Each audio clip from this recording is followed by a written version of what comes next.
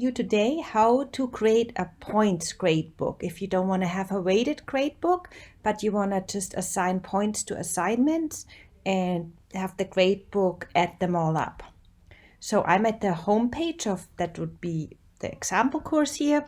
So you go to your assignments in the menu. This is where you set up your gradebook.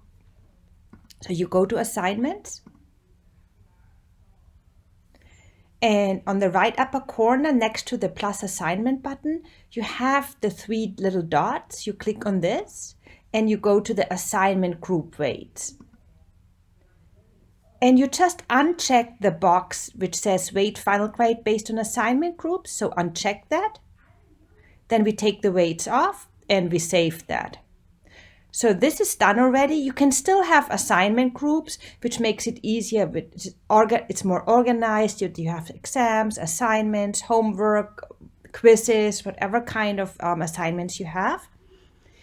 And that the grade displays as points.